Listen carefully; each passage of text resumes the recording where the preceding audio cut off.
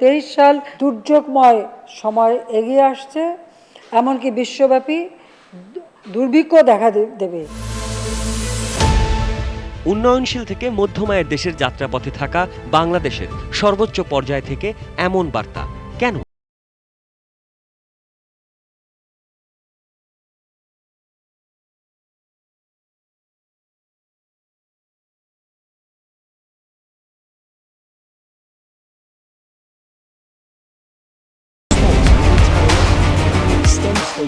করোনায় বিশ্ব মানবতার যে একক পথে হাঁটা শুরু করেছিল, সেই বিশ্ব আজ ফের মানবতার প্রশ্নে দ্বিখণ্ডিত। যখন সুদিনের পথে হাঁটা শুরু হবে, তখনই ইউক্রেন রাশিয়া যুদ্ধে কঠোর বাস্তবতার মুখোমুখি সবাই। বিশ্বব্যাপী জ্বালানির উচ্চ মূল্য আর মুদ্রাস্ফীতির চাপে বিপর্যস্ত উন্নত দেশগুলো। তখন বাংলাদেশের মতো আমদানি নির্ভর দেশের এমন চাপ সামলানোটা কতটা কঠিন? The currency depreciation means that the debt levels for the developing countries are getting more and more burdensome. The rise in interest rates puts added weight on it, and inflation is still a major problem for everyone, but especially for the poor. So those are all issues. রাষ্ট্রপ্রধান বা রাষ্ট্রীয় সরকার প্রধান যখন সতর্কবাণী করেন, সেটা সবার জন্যই একটা বিচলিত হওয়ার কিছু নাই। যে মেসেজটা আসছে যে সংযমী হতে হবে, মিতব্যয়ী হতে হবে, একটু কষ্ট করতে হবে, ত্যাগ স্বীকার করতে হবে, সামনে একটু ডিফিকাল্ট সময়, সব কিছু আগের মতো চলবে না। It's a problem, we have to address ইট।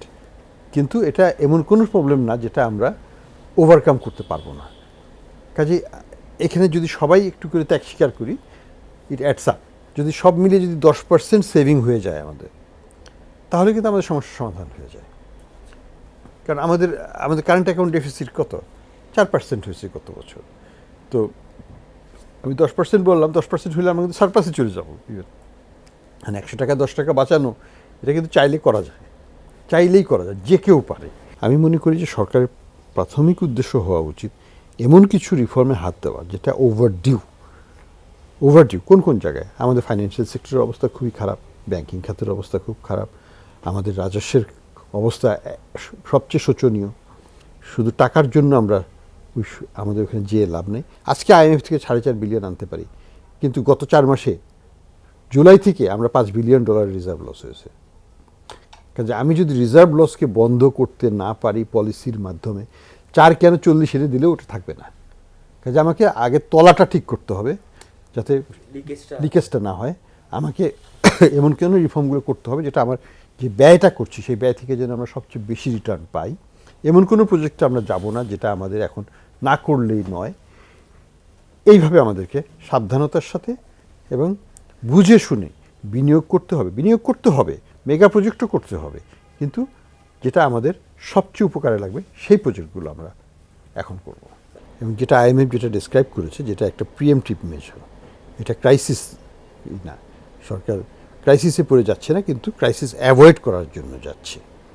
তো এটাই হচ্ছে সঠিক ডেসক্রিপশন, এবং এটাকেই মনে রেখে আমাদের কাজ করতে হবে যে ক্রাইসিস অ্যাভয়েড করতে গেলে আমাদের কী দরকার। টাকাই কি সলিউশন, নাকি পলিসিগত সমাধান হচ্ছে সলিউশন? আমার কাছে মনে হয় যে প্রধান লক্ষ্য হওয়া উচিত পলিসিগত অ্যাপ্রোচটাকে। যার যেখানে যতটুকু জমি আছে অথবা জলাধার আছে, সবাই কিছু না কিছু যেন উৎপাদন করে। IMF-এর পূর্বাভাস 2023-এ বিশ্বে প্রবৃদ্ধি হতে পারে 2.7%, আর বিশ্বব্যাংক বলছে এমন সময় নতুন করে দুনিয়ায় 35 কোটি মানুষ পড়বেন খাদ্য ঝুঁকিতে। দেশ হিসাবে আমরা 70-এর দশক থেকে 50 বছর পরে একটা ভিন্ন স্তরে চলে এসেছি। 1 নম্বর, খাদ্যে আমরা পুরোপুরিভাবে স্বয়ংসম্পূর্ণ নই, সেটা ঠিক আছে, কিন্তু আমাদের প্রয়োজন কতখানি, অতিরিক্ত কতখানি? আমাদের প্রয়োজন হচ্ছে 5 থেকে 7-8% মতো। তাহলে সর্বমোট যদি আমাদের প্রায় 4 মিলিয়ন টনের মতো শর্টফল হয়ে যায়, 4 মিলিয়ন টন হচ্ছে আমাদের যে, এটা প্রায় 10% মতো, তাও আমরা 90% আমরা করতে পারবো। তো সেটা আমাদেরকে ম্যানেজ করে নিতে হবে। 4 মিলিয়ন টনকে আমরা আমদানি করতে পারবো না? পারবো, আমাদের সেই সক্ষমতা আছে। ওই সক্ষমতা এখন আমাদের অবশ্যই আছে। আমাদের হয়তো $2 বিলিয়ন খরচ করতে হবে, কিন্তু কাউকে না খেয়ে বা দুর্ভিক্ষের মতো অবস্থা হবে, এটা আমি মনে করি যে আমাদের দেশে হওয়ার কোনো প্রয়োজন নাই এবং হবেও না। একটা জিনিস 1.5 বছর ধরে ধাক্কা খেয়ে করা আর 1 মাসের মধ্যে ধাক্কা খেয়ে করা দুটোর মধ্যে বিশাল পার্থক্য আছে। কাজে এক্সপেকটেশনাল শক আছে, মানুষের পকেট মানি যেটা অ্যাডজাস্ট করতে করতে সহনীয় হয়ে যায়, সেটা কিন্তু হঠাৎ করে দেখা গেল যে তার ইনকাম অনেক কমে গেছে, জিনিসের দাম হঠাৎ করে 30% বেড়ে গেছে। যেমন বিশ্ববাজারে পণ্যের দাম এখন কমছে, কিন্তু বাংলাদেশে কি কমবে? না, কমবে না। কারণ ডলারে যদি আগের দামও ফেরত চলে আসে, তাও আমাদের 30% বেশি দিয়ে কিনতে হবে, কারণ আমাদের টাকাতে তো আমাদের অবমূল্যায়ন হওয়াতে আমাকে সেটাই 30% বেশি দিয়ে কিনতে হবে। বিশ্ববাজারে যদি একই পরিমাণ ডলারের দাম থাকে, এবং সেটা আসতেও সময় লাগবে, কাজেই আমাদেরকে ইনফ্লেশনের ধাক্কাটা নিতে হবে। 5 থেকে 7-8% মতো আমাদের শর্টফলটা আছে। আমরা কিন্তু 90% বেশি আমাদের দেশে উৎপাদন করি, প্রতি বছরই করি। 4 মিলিয়ন টন কি আমরা আমদানি করতে পারবো না? পারবো। আমাদের সেই সক্ষমতা আছে। কাউকে না খেয়ে বা দুর্ভিক্ষের মতো অবস্থা হবে, এটা আমি মনে করি যে আমাদের দেশে হওয়ার কোনো প্রয়োজন নাই এবং হবেও না। এমন পরিস্থিতিতে খাদ্য যোগানের পাশাপাশি বিদ্যমান প্রকল্প চালু রাখা বড় চ্যালেঞ্জ। বাংলাদেশের বিজনেস পলিসি আমি মনে করি সঠিক পথেই আছে, অন্তত ভূ রাজনৈতিক পয়েন্ট অফ ভিউ থেকে। সত্যিকারের অর্থে আমাদেরকে মার্কিন যুক্তরাষ্ট্রের সাথে সম্পর্ক রাখতেই হবে, কারণ সবচেয়ে বড় বাজার হচ্ছে, একক বাজার হচ্ছে মার্কিন যুক্তরাষ্ট্র। ইউরোপিয়ান ইউনিয়ন কালেকটিভলি হচ্ছে সবচেয়ে বড় বাজার, এবং আমাদের প্রায় সবচেয়ে বড় সংখ্যক এটা সেখানেই যাচ্ছে রপ্তানিটা। তাদের সাথে আমাদেরকে অনেকগুলো ইস্যু আছে। তাদের ইস্যুর মধ্যে হচ্ছে যে বাজারটা মন্দার দিকে যাচ্ছে, ইউরোপ মন্দাতে যাবেই, এটা নিয়ে খুব একটা দ্বিমতের কিছু নেই। চীন এবং ভারত আমাদের নতুন বাজার, এবং দুটো বাজারই বেশ ভালোভাবে বাড়ছে আমাদের জন্য। আগামীতে এটাকে বাড়াতে হবে, এবং সেটার সম্ভাবনা আছে। এখন এখানে দুটো চ্যালেঞ্জ আসবে। একটা তো চ্যালেঞ্জ হচ্ছে যে শর্ট টার্ম, আরেকটা চ্যালেঞ্জ হচ্ছে আমাদের গ্র্যাজুয়েশনের পরে আমাদের এই বাজারগুলোতে কী হবে। প্রত্যেকটা বাজারে আমাদেরকে কিন্তু রিনেগোশিয়েট করতে হবে, সেটার একটা সমস্যা, আরেকটা সমস্যা আছে। আর রেমিটেন্স সম্পর্কে আমি কিন্তু অতখানি নিরাশ নই, কারণ রেমিটেন্সের আমাদের সবচেয়ে বড় বাজার কোথায়? মধ্যপ্রাচ্য। মধ্যপ্রাচ্য বুমিং, সবার সর্বনাশ হলেও তাদের তো মহাখুশির দিন, মহোৎসবের সময়। আমাদের মালয়েশিয়ার বাজারটা খুলে যাচ্ছে, সেখানেও যাবে। কাজে রেমিটেন্সের প্রবাহ কমার কোনো কারণ নাই, এক্সেপ্ট একটাই, পলিসিগত। পলিসিগত কেন? সেটা হচ্ছে যে ইন্টারব্যাংক মার্কেট এবং কার্ব মার্কেটের মধ্যে পার্থক্যটা এখন অনেক বেশি। আমি সবসময় বলে আসছি যে এক্সচেঞ্জ রেট একটাই হবে, এবং ইউনিফাইড এক্সচেঞ্জ রেট হবে। সেটা 105 হোক, 107 হোক বা 99 হোক, একটাই হতে হবে। এবং এর বাইরে একটা রেট থাকবে কার্ব মার্কেট রেট। কারণ আমাদের কার্ব মার্কেট রেট কেন আছে, সেটার একটাই কারণ, আমাদের একটু ক্যাপিটাল কন্ট্রোল আছে।